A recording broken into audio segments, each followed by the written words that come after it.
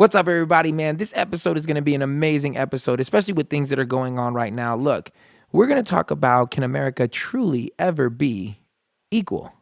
Is equality a possibility with all these differences that we have? I mean, it's a hard conversation, and this isn't going to be one about bashing the left or bashing the right. No, we're not down for that. But we truly want to find out whether or not this is something that we feel can be accomplished. Look, can we find more in common than we find different? I believe that we can. Call me a romantic, call me a hopeful person, but I believe that we can. We talked today with our friend Julian, who's pastor of Oasis Church here in LA, and he's going to give us his thoughts. We hope you guys enjoy it. We hope you learn something from it. We'd love to hear from you. If you're not following us on YouTube, subscribe to us on all the other platforms that are playing this podcast. We appreciate you so much. We love you, your family. This is Nights at the Roundtable. And welcome to another episode of Nights at the Roundtable. Tis your boy, MANWELL'S, and I got Be Real on the right. We got my queen on the left. Hello. And always a pleasure to have Mr. Julian Passer.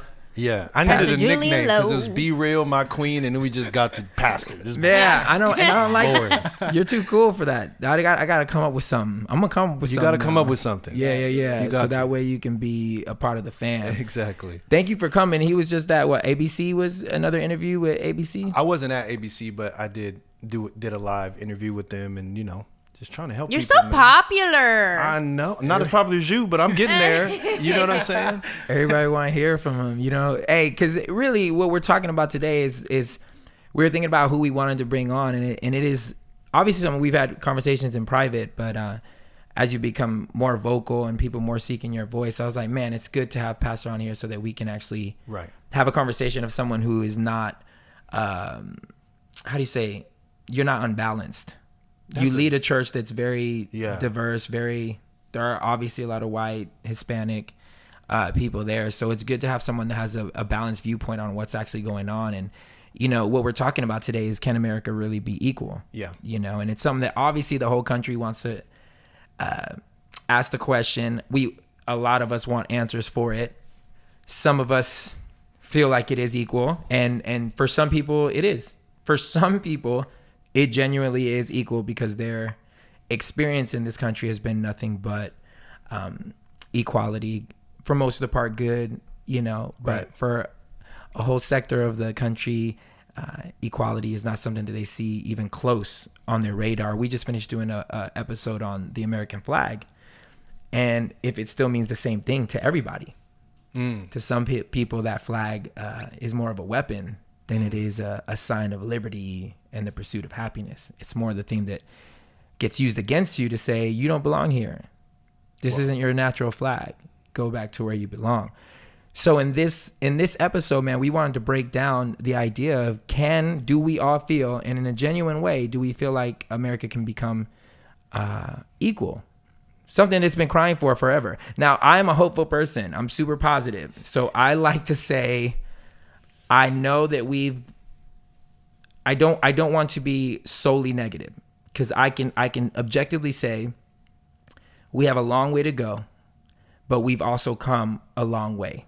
So that inside of me makes me feel like there's hope, and I want to choose to believe that there's hope, because without hope, then we'll have anarchy, and then it'll be chaos, and it's like everything's gonna go downwards. But I don't know. I open it up to you guys. I mean, does anybody have an opinion on whether or not America can be free? And what do you think? Well, let's start with this. What do you think it will take to even take the first step down the road of freedom and equality? That's a powerful question.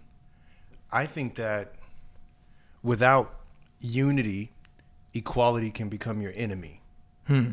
So let's say I'm a basketball fan, as probably we all are, and everybody was watching The Last Dance, a story about Michael Jordan. Yeah. And the idea is that Michael Jordan should have the ball in his hands as much as possible, because they're a unified team trying to win a championship. So then those basketball players don't come off the court measuring how many times they got the ball, measuring how much they played, because they're unified together for a goal greater than themselves. So without unity, equality will become your enemy, because you will look at another person's life and say, I don't have that. I only have this.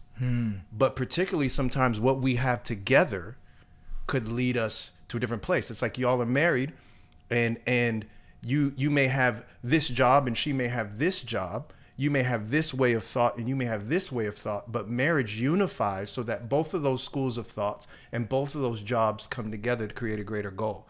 So I think, yes, America can have equality, but it would need to take unity, meaning that we equally are going the same direction, if that makes sense. That's what I think. I think that if we're always thinking about what we don't have or what that person has, and we're not thinking about how those things can come together to get to a common goal, America has lost sight of its goals, its values as a unified nation. That's true. It made me think of a quote. I was listening to this one. I think it was Killer Mike. He was on ESPN with a couple other people, and they pointed this interesting fact out. And this is crazy. Oh my God, I want to remember the year that they were talking. So during the slavery period, right when they were coming out of slavery, there was a prominent white man that said, if we can teach the poorest white person to believe that they're better than the best black person, then we just need to give them a job to put them over somebody, and they'll be okay, without realizing that they're as poor as the black person. Sheesh. But because we can play off of their bias, their prejudice, and get them to think they're better than the black person, even though financially they're just as poor, we just need to give that person somebody to look down on. Wow. And they'll feel like they're better, which in turn will make them satisfied. But both are still poor, and both technically are still serving the same master, which is the rich guy. Wow. So if that person, if the white, back in the time where they were deciding this thing, like where they took, because the slave masters were really just really poor white people, like this would be their job. If they could understand that unifying with the Negro, with the black person, was more beneficial because they were both of economic despair, would have got them farther than saying, no, because of the color of the skin, I would rather be your master. Wow. And I would rather stay poor instead of being on the same page with you. Goodness and unifying, gracious. Which was, it blew my mind. That's I was scary. like, that's scary. You could have pushed the movement, and it kind of goes back to the Black Lives Matter movement. There's a lot of people that say all lives matter, all lives matter, all lives matter, which, to insinuate that what black and us people of color is saying that no other lives matter but black. It's never been said, but that's an insinuation. But not understanding that the rights that we're fighting for are better for all people, because the just that we're asking for, it's not only blacks that are getting killed by cops. Like, I understand that there's the racism side of it, but what I'm saying is if a white person will understand that their kids are subject to it too. It happens maybe on a different level, but bad policing is bad policing on every aspect. So if you have a bad cop, that's going to affect everyone. If you can unify on the fact that it's better that justice should be equal, that punishment should be dished out equally, everyone is going to benefit from that type of system, because then you will actually have what we call justice, or what we desire as justice. So as a community, it will be better for the white person in the long run as well, if you can see that, if you can stand by that. But if you don't, and you continue to acknowledge or not even acknowledge that the black person's plight or what we've dealt with, then what you're going to get is what you are seeing. Right. And then it's going to make you feel like, I'm angry that this is all happening. But bruh, there is no unity in you. There is no desire to be unified as a people, because you don't see yourself in the same place as that other person. It's crazy to me. But when he brought that down, I was like, oh man, there's so many people that are so much smarter than I am. I'm just like listening. It was amazing. Wow. It blew my mind. Wow. But I mean, I don't know. What do you think? Man, what's going to take? What's the first step? I think we're experiencing right now, it's a reckoning. Yeah. For a lot of people, this is the first time that their eyes are being opened. And that's such a painful thing, especially the first time that you feel that weight, Yep. For me, I've shared this now a couple times, and it's interesting because this is a part of my history that a lot of people don't know. 20 years before I was born, my grandfather, my dad's dad, he was a genius. He served in the Navy for some years. He was working at the time on the domestication of the laser to use in like other capacities like surgery and stuff. And he taught calculus on the side at San Jose State for fun because he enjoyed it. Wow, for fun. For fun, no big deal. And he's driving one night. I forgot, man, was it Stevens Creek Boulevard? Oh, God.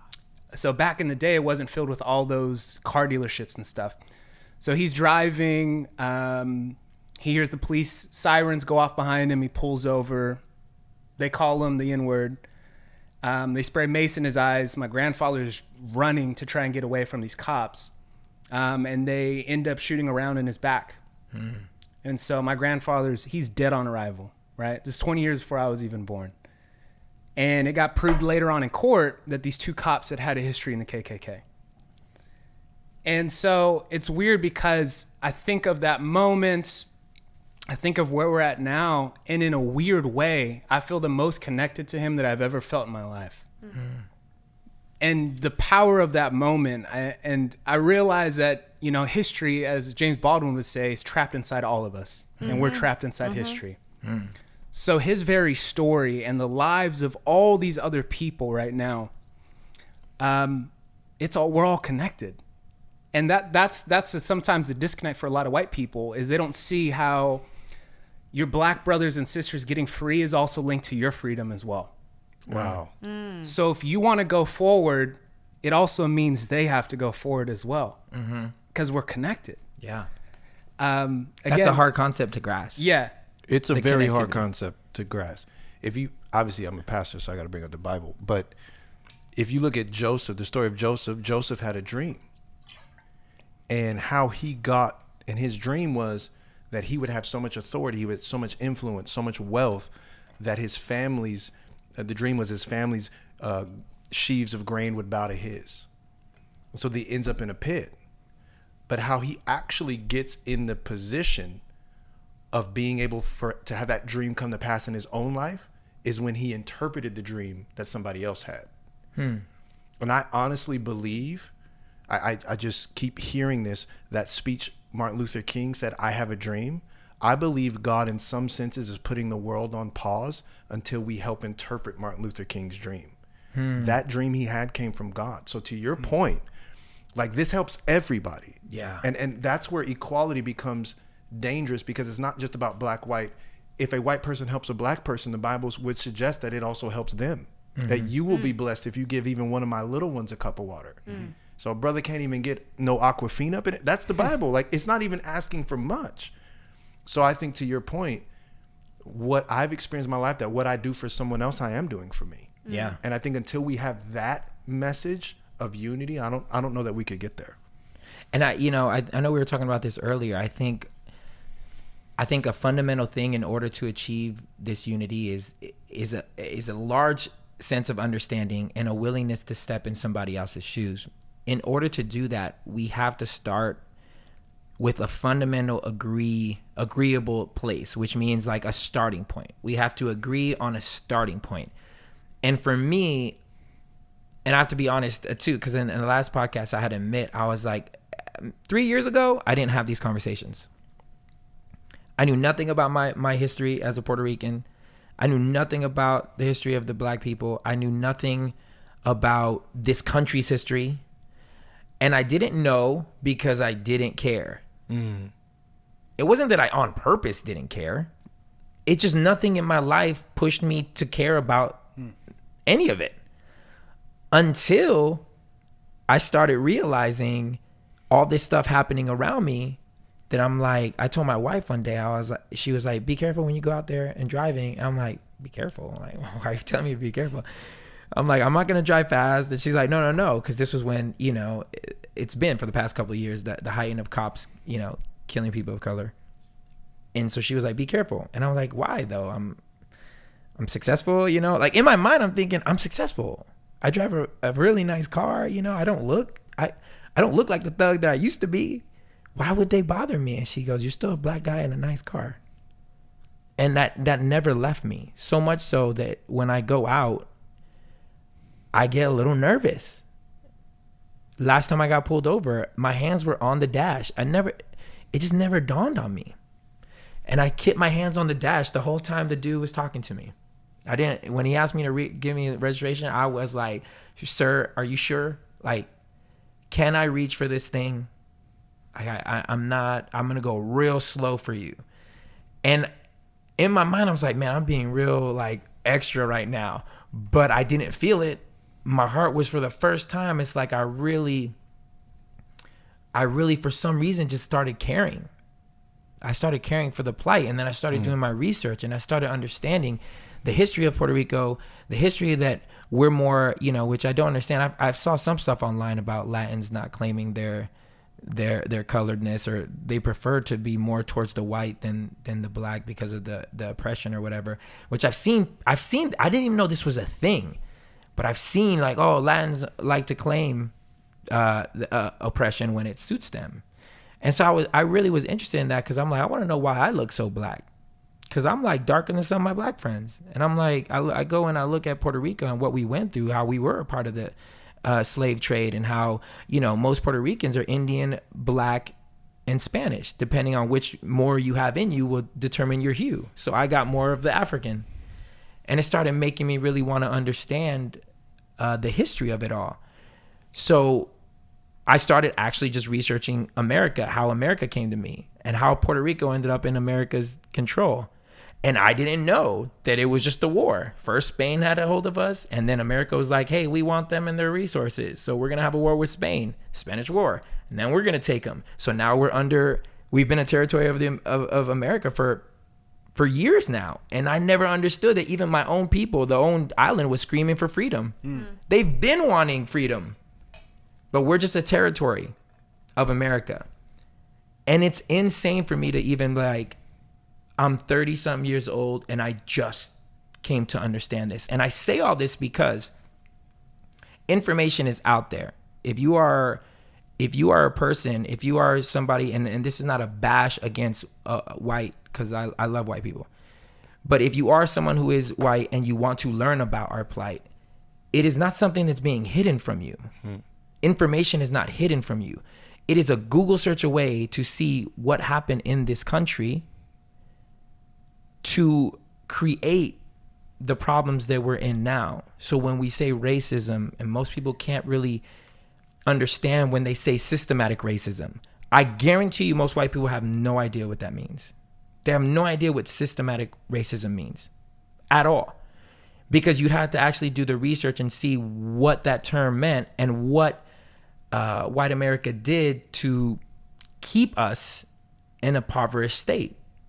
I mean, I know you were speaking about it earlier. I know about it too, but talk to them a little bit about what systemic racism actually is, like what it comes from. Because we were talking about redlining earlier. We were talking about a lot of stuff that most people, again, don't know. Ange didn't even know what redlining was, right? No, I just saw a video recently talking about it. It was the animated video. I posted it on my Instagram. Right, yeah. I saw that one. Yes, and just talking about, I didn't know that schools were funded from property taxes. I didn't realize that. And property taxes are determined by what? The value of a home. Right. So, of course, in the poorer neighborhoods, their property is not worth that much. Their taxes is not a lot of money, so their schools are not going to get a lot of money. I had no idea. Where did I think schools got funded from? I don't know. I never looked. I don't know. So I just learned about redlining recently, and I wanted to touch on a couple things that happened, but go ahead and so we could stay on track of systemic racism. Yeah, I think there is systemic racism, and then there's systemic injustice. So systemic racism is I believe is not just a system that benefits racists. It's a systemic racism is a system that lacks education on what racism really is. So it's a system that lacks education about people that don't look different than you. Because that's really, like, when you say you don't know, that's all you have to need. You don't, to have systemic racism, you really don't need someone to hate black people to have systemic racism. And that's what I think that we need. All you need is a system that creates environment where racism can thrive. I'll give you an example. I think sometimes we talk about racism a bit too much. I agree. And we don't talk about who's an environmentalist. Let's say you're a white family and your son, little Billy, you've never once said a negative thing about a black person in front of little Billy. You've never hated a black person in front of little Billy, but you've never loved a black person in front of little Billy. Little Billy never has anybody who looks different than him at his birthday parties. Little Billy's parents never have any people of color at their family events. So little Billy goes 13 years with only seeing black people at the grocery store, on TV during basketball games, etc. Little Billy goes to school with little Chase. I'm trying to use white names. Little Billy goes to school with little Chase.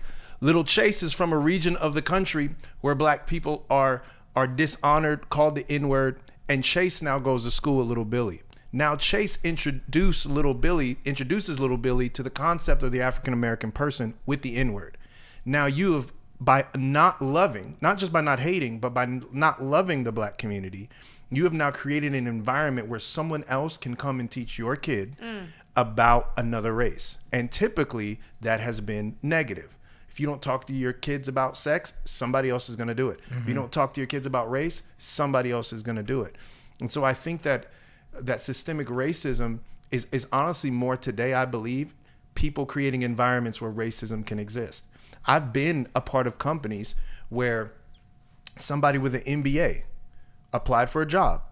Her name was Lakeisha or something like that. Highest qualified applicant, the boss says in front of black people, too bad her name's Lakeisha. What does that mean? I can't have an executive assistant named Lakeisha. Can't happen. Wow. So now she doesn't get the job because her name is ethnic. Wow. So my point is, we don't even think that Lakeisha is a beautiful name. That's where it gets back to unity, where you notice the names I used. Notice I didn't say a white kid named Jerome and meets another white kid named DeAndre. So even our names are so ethnic. If you're not educated about that, you could see DeAndre Johnson on an application and something in you says, I don't know. They did this, there's these bias tests that they do, that they're actually really high level bias tests. And there was a test that they did with school teachers to see if they were biased towards black students. And they put these special goggles on these teachers. And they showed them a video of a playground full of kids, multiracial. And they said, your job is to spot someone making trouble in this video. And a large percentage of those teachers, they were tracing their eye contact. Eyes darted immediately to the black kid. Wow. And none of these people would have ever called themselves a racist. But again, it's uneducated and ingrained. So I think systemic racism is, my opinion, is actually at its most dangerous point when it's covert, not overt. When you don't know it's there. Right. Well, that's true, because I did. Again, I like to listen to both sides. So when I listen to the conservatives, because I'll listen to Ben Shapiro, I'll listen to Candace, I'll listen to everyone, because I want to hear both sides. I'm not like a one-sided guy. And then I make my line in the middle. And I guess that systematically speaking, because his definition of systematic racism, the reason it doesn't exist is because he says there are no actual laws in place right now that say this has to happen because of color. Like we have to whatever do this, or the black person they have to be over here, or they can't get this. There's no actual law in place, which means it can't be systematic. His argument is there racist people in here? Yes, there are racist people in here, but the system in itself is not racist because there is no law to back that up. So his argument is, show me the law that's racist, and I'll be the first to say we need to get that out. And he hasn't had anybody able to show him what law is racist, even though he agrees there are racist people in America and in places of power. But I thought that was very interesting because it made me think, okay, what law is racist? Well, okay. Isn't that kind of semantics a little bit? Because, like... Well, because before there used to be a law. But what I'm saying is there's a system. I have a system of the way I do things. I have a system of the way I do my facial regimen. Like there's systems. It doesn't have to be in the law written for it to be a system that we still subconsciously follow and abide by. I think what he was meaning, though, code. is the actual definition of systematic racism is the system within itself is a racist system, not that there's racist people in the system still being racist. Does that make sense? So with redlining, banks were not giving loans out to, so this is what redlining was. They decided that if a neighborhood was of color, they were not going to value the housing market in that area because they were people of color. They weren't going to value it. They were going to value it less than neighborhoods that had white prominent people. So because of that, they wouldn't give loans to people of color in that neighborhood because they're like, your house isn't going to be worth anything. And because of that, they wouldn't give business loans to people of color, but they would for whites.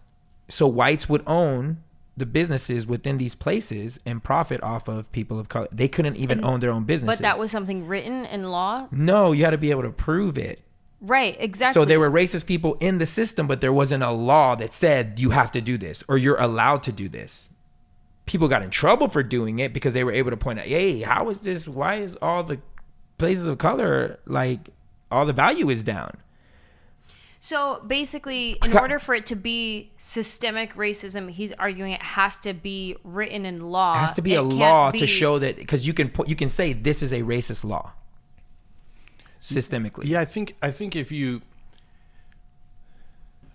that the systemic racism cannot just be produced that there isn't a law.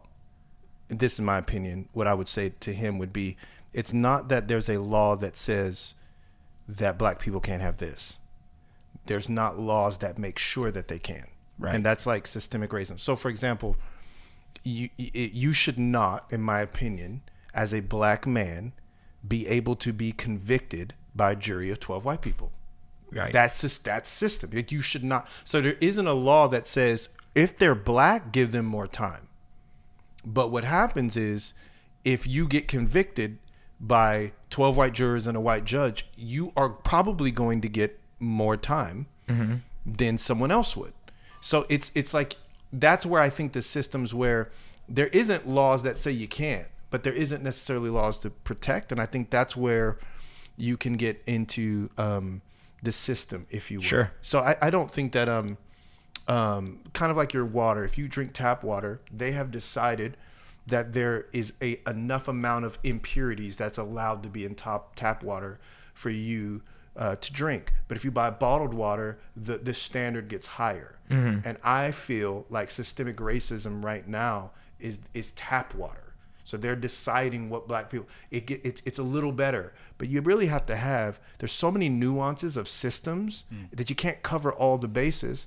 And what's the issue with systemic racism is we haven't addressed the bases that they don't cover. Some of the laws on policing are the same for 50 years. Right. There's nothing new. Our society's changed so much. So that's where I kind of think that you can, to your point, get into semantics a little bit. And I agree. I mean, when I heard that, I thought, obviously Ben is a smart dude. A little part of me felt like you are taking out the very real fact of these systems. You haven't felt the full weight of what these quote unquote non-racist systems do to people of color. Yeah. So it's easy to believe in the structure when the structure has served you well because it's working as it should to Absolutely. You.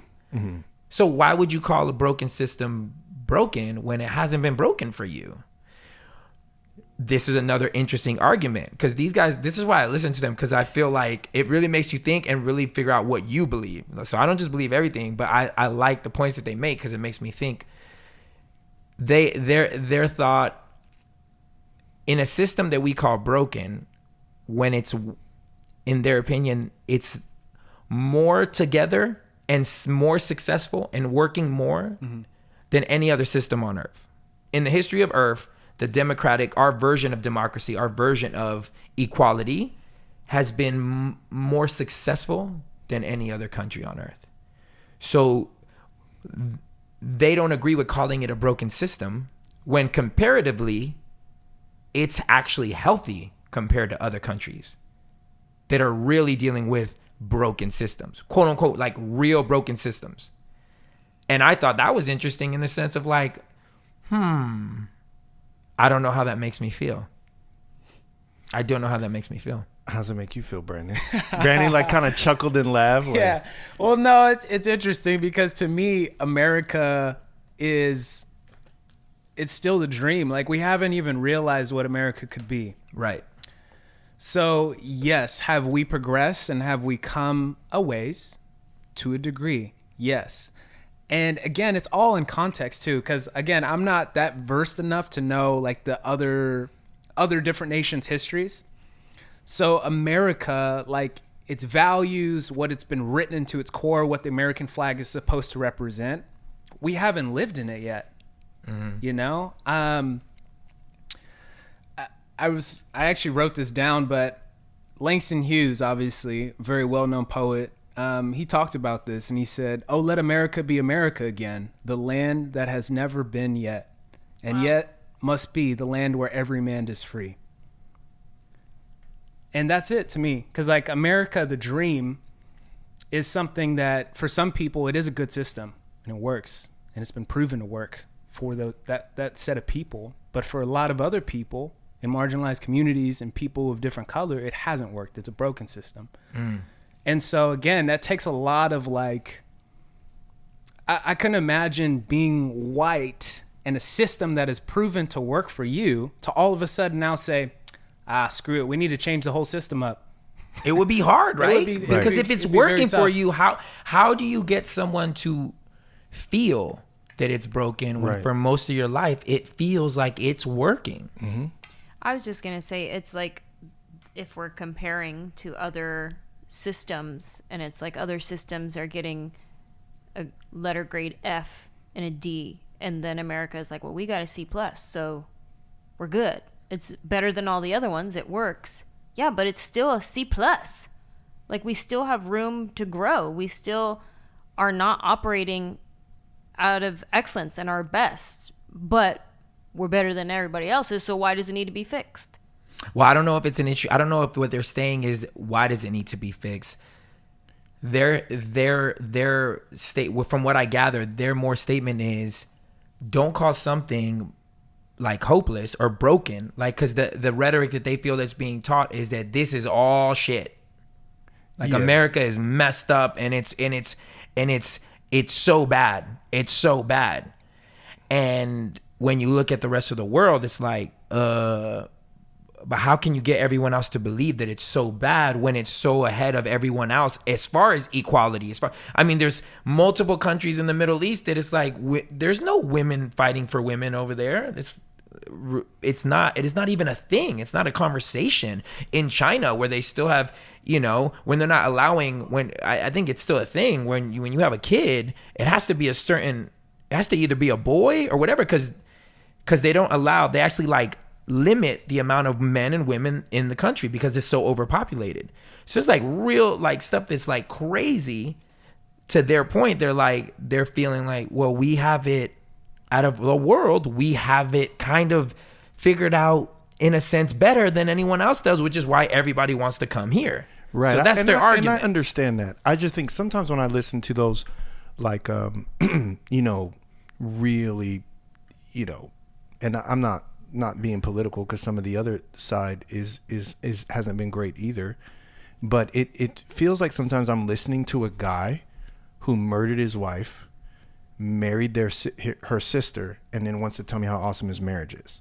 Right. It's like, wait a minute, man. You murdered your wife, bro. Like, so I know this marriage that you married your sister is great and is awesome and is going really well, but I'm not sure I want to hear from you at a marriage conference, because I know you murdered your sister to get this marriage that you're calling so amazing.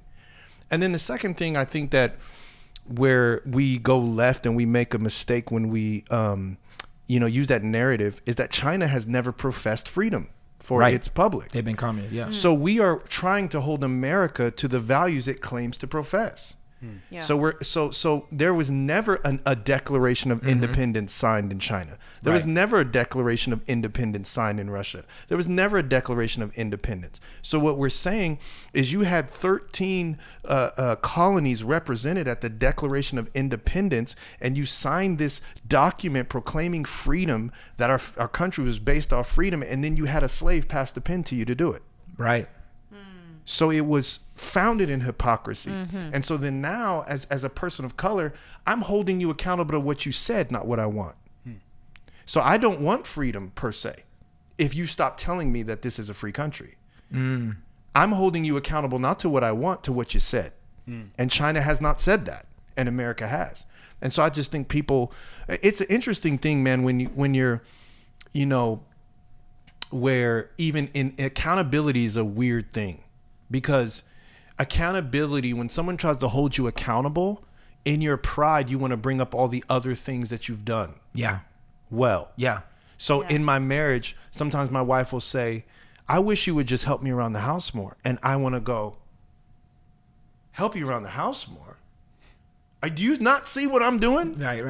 Right. And so she says sometimes, remember you said that you would help me around the house more? You said you would take out the trash. You said you would. I'm just trying to hold you accountable to what you said. And I think right now, I love this country. And I say that honestly, I really do. I teach my kid to honor the flag and love the flag. My grandpa's, I get it. But my love also comes with my accountability. And I feel like America shouts from the rooftops, we want your love, not your accountability. That's true. And there's so many things that you can. There's some. I was reading. This is Nixon's former advisor. Stuff like this that's actually documented quotes is what makes me believe more so that it may not be systematic to what a Ben would say it, but it is ingrained in our country. And this is him talking to Nixon, John Ehrlichman. He said, we knew we couldn't make it illegal to be either against the war or black. But by getting the public to associate the hippies with marijuana and blacks with heroin, and then criminalizing both heavily, we could disrupt those communities. That's my point. That was his plan. Quoted. And that was normal. These are things that happened. And again, white or black, you can just go research that. You're not going to find it on some random website that's like conspiracies of America. No, this is just what this guy got quoted saying. So when you know the history, when you know that these things have been done, then we all start from the same, at least if we can agree. Unless you just don't agree, if you don't want to agree with the history books, if you just want to say none of that stuff is real, I'm just believing here and now, then okay, then maybe we can have a conversation. But I think if we can start on the same page, then I think we can find a way to break common ground and really understand, hey, we're not trying to like get you to, I don't want white people to feel guilty, because guilt doesn't ever manifest anything good. Yeah. When I feel guilty, I try to hide stuff. I try to like, you know, like I'm like, it doesn't bring forth like something good for me.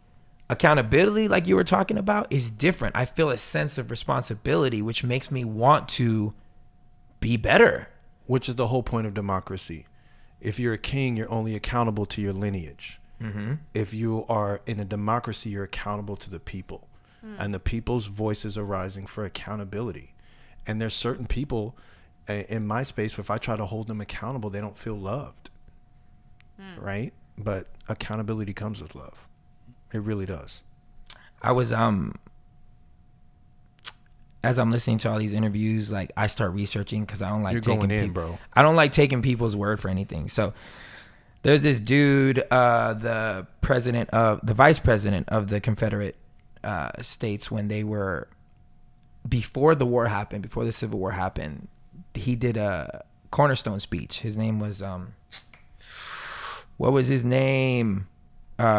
The vice president, I'm going to find out for y'all. He did if you just look up the vice president for Confederate States cornerstone speech, he said this: the new Constitution has put at rest forever all the agitating questions relating, meaning because they were drawing up a new Constitution at this point, relating to our particular institution of African slavery as it exists amongst us as the proper status of the Negro in our form of civilization. This was the immediate cause of the late rupture and present revolution. This is right before it all happened. Jefferson, in his forecast, had anticipated this as the rock upon which the old Union would split. He was right. Well, what was conjecture with him is now realized fact. but whether he fully comprehended the great truth upon which that rock stood and stands may be doubted.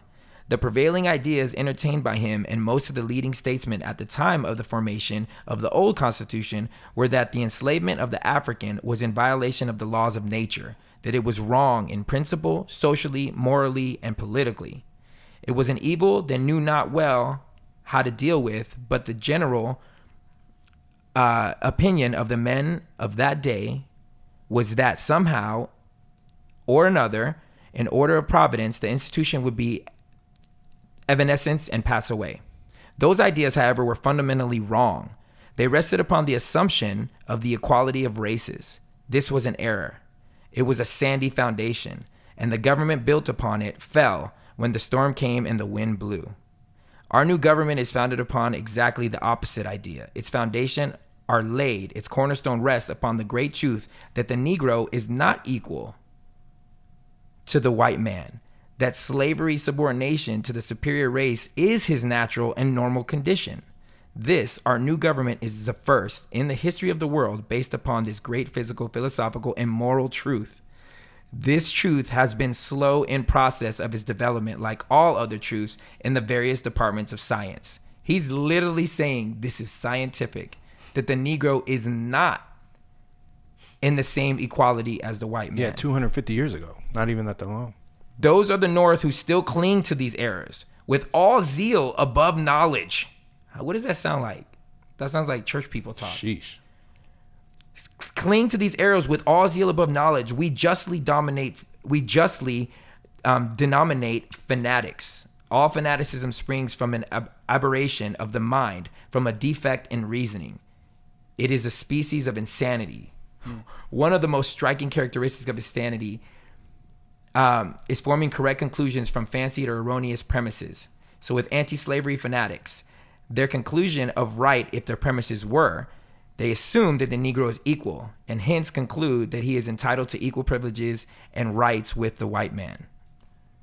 Good Lord. So he's literally saying, as all things in science, these people are wrong. They're just slow to catch up, that the Negro is not who they say he's are. He's not. They're not equal with us. And this is his speech. This is what the Southern states. This is what his platform was before the war happened.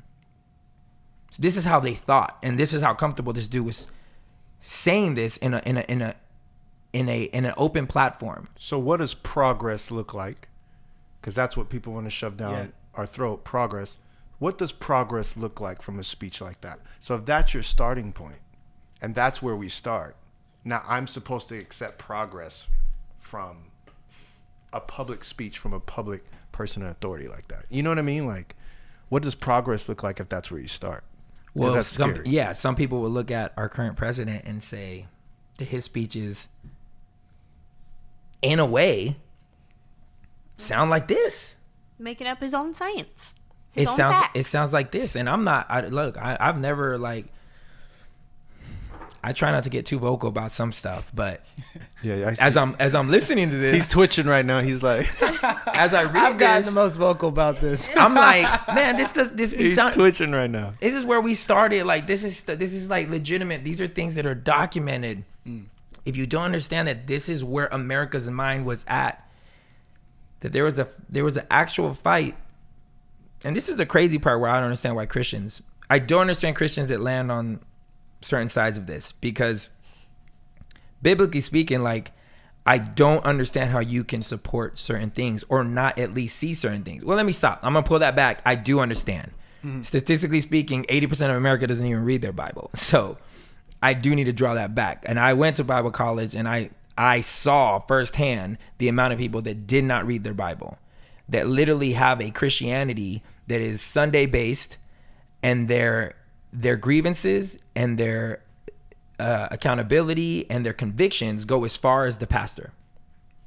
As far as the pastor's convictions are, that's what they are. They literally just regurgitate, and they live a life based on this person's convictions, not knowing at all where those convictions are planted on. And I feel in the same way, we continue on this thing of not understanding. I hear it so much. The girl on Instagram hit me up and was like, I don't understand. Why can't black people just get over it? Why can't they just forgive? Why can't they just move on? I don't understand. I'm like, it's easy for you to say that you don't understand because I don't think, and I don't know if you ever will, because you're not black. In order to understand someone's plight, you would have to in some way have gone through what they have gone through. At most, maybe you can be empathetic. At most. Which is probably why you're right, you won't understand. Because you probably never have to go through the things that a black person has gone through. There's this amazing thing that Oprah did called have you seen the blue and brown eye experiment? I have not. With Jane Elliott? No? 1992. Look this up. It's called the Blue and Brown Eye Experience. 1980 experiment that Oprah did live on her show. And Jane Elliott, she's really famous. This white lady who's I'm aware. Total of who she activist. Is, yeah. So she does this experiment where she went in there, and obviously I've never seen a person of color with blue eyes unless they were contacting that, like the fake contacts that we used to try to do. But most of us have brown eyes, hazel eyes, or whatever. So anybody with blue eyes, she would treat poorly. So as soon as they got there, they were like belittling them, kind of like just being rude. They were just being rude, like carry up, get on the line or whatever, be quiet. We need you to shut up, please. Just being real, whatever, to blue-eyed people. And they made blue-eyed people wear a green collar. And then the brown-eyed people, they were being really nice. They brought them into the AC. They had donuts. They had coffee. They had whatever. And they left the blue-eyed people outside.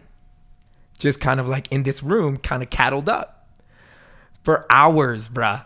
Hours. So the brown-eyed people got to come in, sit first. Blue-eyed people came after. Some blue-eyed people didn't have seats. They had to sit on the floor. Mind you, these are all white people that are blue-eyed people. They were flustered. They were upset. They started freaking like saying stuff, kind of like mutiny, right? Then they get on there and Jane Elliott comes up and she says, it is factual proof that blue-eyed people are dumber than brown-eyed people. It's a fact. This has been studied. And she made up some erroneous thing. Just made up a study. But she's so smart that she made it sound real. Yeah. And the blue-eyed people were pissed. Lost their mind. How can you say that? It's just the color of an eye. A color of an eye should not mean anything. And as I'm watching this, I'm like, oh my God, they don't get it yet. It took them a while to get to the fact what she was trying to do. And even during it, some brown-eyed people started turning on the blue-eyed people, agreeing with the fake statistics. Come to think of it, I do have a friend that's blue-eyed and she's not that smart. Literally, there's a brown-eyed person that said this. And another brown-eyed person was like, my daughter has blue eyes. And she always kind of gets made fun of for not being that smart. I mean, she's pretty, but... So they're believing it. And the whole point of the exercise was to show people how easy it is to be taught to be racist. Jeez. And by the end of it, she comes out and says, like, this was all or whatever. Like, how many of you... Because some of the blue-eyed people ripped off their collar and was just pissed. I'm not going to wear this. And she's like, how easy it is for you to just rip off the collar and not be identified as a blue-eyed person. But how many people of color here can rip off their skin? Jeez. How many blue-eyed people have been followed while they've been in a store for no reason at all? No one raised their hand. How many blue-eyed people have this happened to? Nobody could raise their hand. This is what people of color deal with on a consistent basis. And all the blue-eyed people were just... Now, there was a few that were mad. There was a few that were mad because of the pride. They were angry. But they had no reason to be angry. They were still angry off of the mistreatment. And Jane, who is white with blue eyes, was like, this is just a fragment. You guys had to deal with this for a couple hours. This is their life. It was, I put it on my Instagram. If you're listening to this, the blue and brown eye experiment, Jane Elliott on Oprah, 1992. When you watch it, you cannot watch it and then feel the same afterwards. Because you're going to hear the plight of the black through the mouth of the white. It's crazy. You have to go watch it. Good Lord. Man. I promise you. Anyways, anybody else have anything else to say? I'm sorry. I just went on that. That's That was really fire, bro. good. It was crazy to me. I need to watch that. I've been researching so much that I'm just like, I feel like it's really important for me to like know this stuff because it's I don't like being dumb. Earlier when you were asking what is the first step to take towards equality. I just listened to a video. I think it was Carl Lentz and Dr. Anita Phillips. And she was talking about they were talking about white guilt and how guilt doesn't move you forward. Guilt keeps you stuck. And instead of guilt, trade that for lamenting and repenting and ownership and responsibility. And from that, what do you do with that? And she was like, well, turn your lament into prayer, into intercession, and actually pray. And another part was find out your role in all of this, because everyone has different roles, and some are the ones who bring things to the forefront. They're the disruptors, right? Some are those people to disrupt things, and that is their role, to do that and bring it to the forefront of all of our eyes. And another person's role might be a healer. Another person's role might be bridge builder. And find out what your role is in this and do your part to commit to being active in that role, and not just sit back and, well, it's not my problem, because then you are a part of the problem at that point. But to find out what your role is in that, I think spoke to me a lot about what are the first steps to take in this when we want, we're going for the greater goal, not just equality, as you were saying, but when we can actually have unity. I think find out what your role is in that, and know that you don't have to be the disruptor if your role is the bridge builder, and vice versa. That's so good. What do you think is going to take because obviously you lead a church, and I feel there's like a special, we said this in our last podcast. I don't like making a generalization. So for me, what I have noticed in my limited scope of what I have seen, I kind of feel like within church, I almost feel like politics trump Jesus in most scenarios. It feels that way. I don't want to say it is. I don't want to blanket the whole church. But do you feel, as far as, and I know LA is kind of different. We're a little bit more progressive, but as far as the church movement, do you think there's going to be an extra step that the church has to take beyond what the society is? Because I kind of feel like, look, I was in the Christian music industry, and I feel like that's kind of racist too. The fact that we got gospel music and CCM music, that just means black music and white music, and the two shall never meet. Like, I never understood that, because I wasn't born and raised in church. I came in and it was like the Stella Awards, the Gospel Awards. I'm like, why can't we just all do one award? Right. I didn't understand. I literally didn't understand it. And people were like, you'll understand it as you start whatever. And the more I was like, wait a minute. So what this is black people over here and the white people over here, CCM, gospel. And that's kind of like how we do it. I've rarely gone into a white church and heard Fred Hammond. Just doesn't happen. And I don't go into black churches and hear Toby Mac. That just doesn't happen. So do you think that there's an extra step, or do you feel like there should be more accountability when it comes to the church? Because we talk about the first step within a society, which I believe is education. But what about in the church? Like, do we feel like it's different, or we should be held to even a higher standard? I would hope so, than the rest of the world. I think there's a lot of things. I don't know that I would say that politics, I've seen politics be more important than Jesus. I would explain it where it's almost as if a church doesn't make Jesus the most important thing, then he's really not important at all. Like, he doesn't live in the gray. And so if you look at like David when he repented, this dude did the craziest thing, like killed somebody, took his wife, knocked up the dude's wife. It was crazy. But Psalm 51, when he's repenting, he's the king of Israel, all this money, living in a palace. Every single one of God's people is under his leadership. And the one thing he asks God not to take from him is the Holy Spirit. He goes, hey, I messed up. You can have the people, you can have the money, but hey, can I keep your spirit? Can I keep your Holy Spirit? Can I keep your presence? So I would wonder if every pastor had to write a Psalm 51. I wonder how many people would say that. I wonder how many people, I feel like some would say, whatever you do, God, please don't take the givers.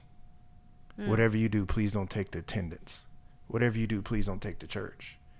And I think that me being a lead pastor, I didn't realize how much leading a church gets in the way of my relationship with Jesus. Every day you have to wake up and go, Lord, you. And so I used to be like, yeah, man, pastors are this, pastors are that, until I became one. And then it was like, no, it's actually a fight to make sure Jesus is the most important thing. So that's one. And number two, I think that, you know, the higher accountability for the church is what they do with the money. You know, and I've really been leaning into that. As the money comes in, it's supposed to go to the community. Yeah. You know, and not a lot of it does if you talk about the global church. Now, part of that is like, I get it. But I really believe that for me, I can't speak for every church, but I can say for me, what I'm doing is not focused so much on injustice, but justice. Because where there is injustice, the church should be bringing justice. Right. And I think that's the danger of the church now getting on the picket lines. Because now we take a photo we can put on Instagram and be like, but did you bring justice to the orphan? Did you bring justice to the widow? Did you go to those communities and help them? So yes, we want to protest, but we also want to, you know, bring hope. So there is an accountability. There is a reckoning.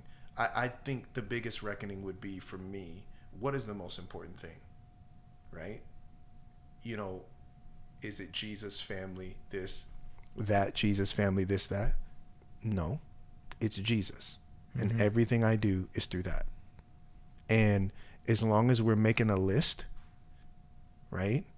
As long as a pastor wakes up in the morning thinking about lighting and all this crazy stuff, man, that we think about, and we don't contemplate who Jesus is. Man, Jesus is beautiful, bro. And Jesus can make, you know, and the church is his body.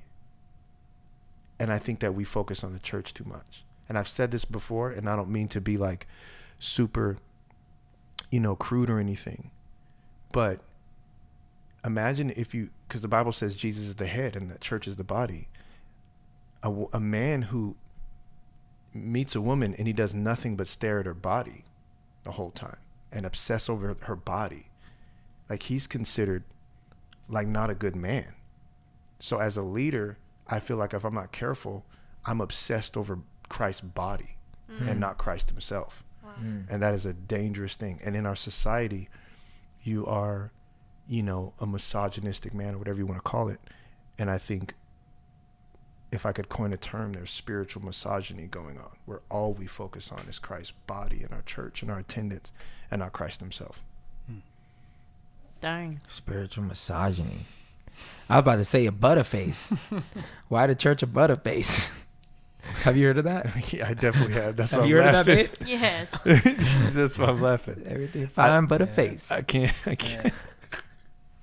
Well, it's true, man. I agree with that. I think when I was thinking about it, I felt like the reason I said what I said was it felt like when this election year happens, we start seeing, and I always hear my friends say this, we start seeing friends post certain stuff online and on Facebook and on Instagram that quickly make us think, man, I don't know if we should be friends, because we go from loving Jesus hardcore to then supporting certain things that don't line up with what we say is Jesus. And when I was telling Ange this, I was like, man, I'm for protesting. You know, I'm not so much for looting. I can't before I had to walk this back before I said, I don't get why they're looting. That makes me angry, blah, blah, blah, blah, blah. Then I rewind back when I was young, and I would have done the same thing. Not only was I carrying guns and robbing people, I would have for sure been the people looting.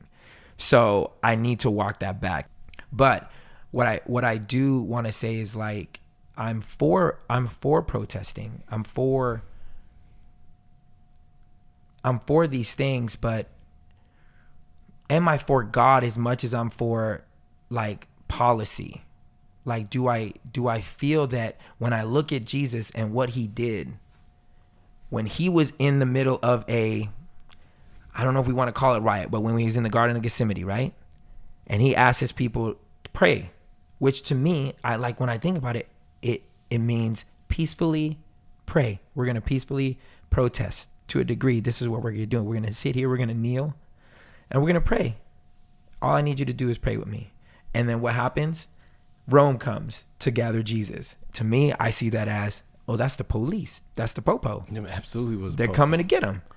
And the first thing that his disciples did was bow up. Like, Peter started cutting off ears. And then what did he do? Yo, chill. We're not doing that. Puts the ear back on and just goes peacefully with the popo.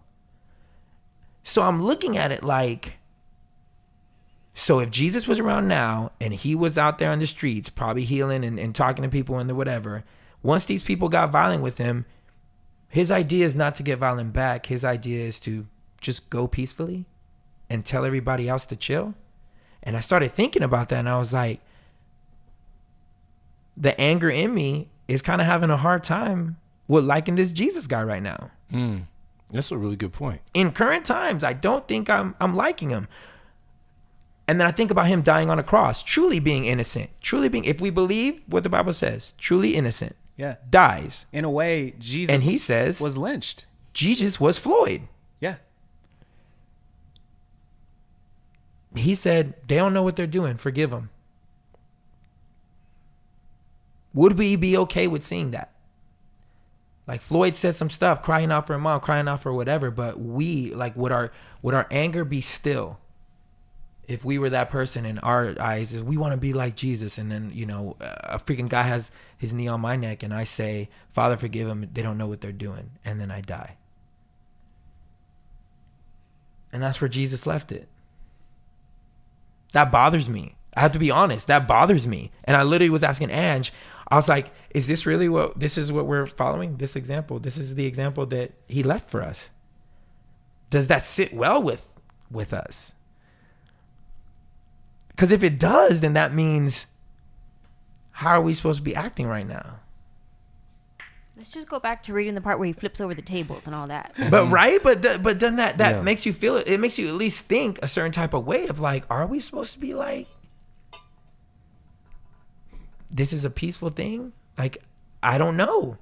Granted, I knew Christ knew that he was coming back in 3 days and he was about to take over the whole world, you know, but he left us an example, and I'm just kind of like, man, this is really hard to interpret these things. And this is just the parallels that I saw, that I was like, I don't know if I like you right now, Jesus. Like, I don't know if I feel you. I don't know if I want to be like, forgive them. They don't know what they're doing. Because I feel like they know what they're doing. You know what I'm saying? That's a key part of that verse. Hey, y'all know what y'all doing. They don't know that I'm the Son of God, but I'm like, but you know. If I was crucified on the cross, I'm like, y'all know what y'all doing. That would have been my last words. Y'all know what y'all doing. And I would just be like, y'all wrong for this. Yeah. That would have been my last word. You gonna do me like that? Oh. Hey, Cleophas, you know I didn't do nothing to you. Yeah. I don't know, man. I just think about that stuff, and it that's so deep. Yeah. It makes me really like unsettled with the Bible, and with Jesus himself. And unsettled meaning like I know what I should do, but there's so many things that point to me in this time right now that says it ain't gonna work. We tried being peaceful, we tried forgiving, we tried whatever. It ain't gonna work, but that's the last thing he left me. I don't know, man. That's deep. Yeah, that is deep. There's a lot of different directions, I feel like. I guess I'll just say something. I think that death, you could miss the importance of it, and then 2, the significance of that moment. Jesus, in so many ways, obviously fully man, fully God, comes down. He is the Word in flesh. He is the perfect representation of the Father in heaven, who so many people have been trying to figure out for so many years still. And when you think of the first city that was built in the Bible, was built on the bloodshed of a brother. So for so many ways, this was the way of life. Violence was the cornerstone of the empire in a lot of ways. And then Jesus comes and he shows us a whole new way to be human. And instead of taking over in the way that they thought he would, using violence to get his way and to get his kingdom to move forward, instead it's a nonviolent, peaceful thing. And instead of his new city and a new way to be human built on the bloodshed of a brother, he sheds his own blood. So he flipped the script in a way that showed everybody else, hey, the way that this kingdom is going to be ushered in is completely different than the way that human civilization was built on. You know, it's even, you take the story of Rome, right? It's the 2 brothers, Romulus and Romulus. It's essentially the same story as Cain and Abel, but Rome is built on the bloodshed of a brother. And Jesus comes and he flips that, and instead he sheds his own blood. He surrenders himself, which ultimately takes the most power, to lay down your life and surrender. And so it's challenging to soak that in, because it what it does, it makes you eat the anger. That's why I posted the other day. I was like, I'm angry, but I'm trying to figure out how angry I'm allowed to be. Man, what a great thought. How angry am I allowed to be? Because if I really believe that you did all these things, and this is what I say, I'm like, either the Bible is it or we're full of shit. That's what I think, straight up. We either gotta like practice it, like in the worst circumstances, or just not. And I don't know, like I that's why I'm admitting I don't know how I feel about it, even though I would like to think if I ever end up in that position that I would be the guy that says, Father, forgive them, they don't know what they're doing. Well, the thing about it is how angry are you allowed to be? I think as angry as you want. How angry are you allowed to stay becomes the question. Because the longer you stay angry, the more likely you are to give into a temptation and do something that harms you. Yeah. And it's tough, man. I think Jesus is, I think when we look at Jesus on the cross, we that's the lamb, but he was resurrected, the lion part of it. So I think that trying to choose which part of Jesus to express is a very difficult thing. And I think if you ask yourself those questions when you read scripture, then you protect yourself from indoctrination that is not actual transformation, which means you just accept something because you know you're supposed to, and you don't let it get in your heart. And even there's certain things at the Bible. I'm a pastor. I'm like, I can't do this. I'm not doing this today. And so I think one of the things that has made me effective as a pastor, if I could say that, would be that I don't allow anyone to indoctrinate me. I go, is that true? Do you have to tithe? Oh, yeah, of course. Wait, are you sure? So I check everything as much as I can. And I feel like so that when I actually do something, there is a real transformation there, not an indoctrination where you are being told. And I think it goes back to something you said earlier, where most people believe everything that their pastor says, and most people are in church because they agree with what their pastor is saying. So I don't think that they believe it. They just agree with it. Right. And anytime a pastor says that they don't agree with it, they're out.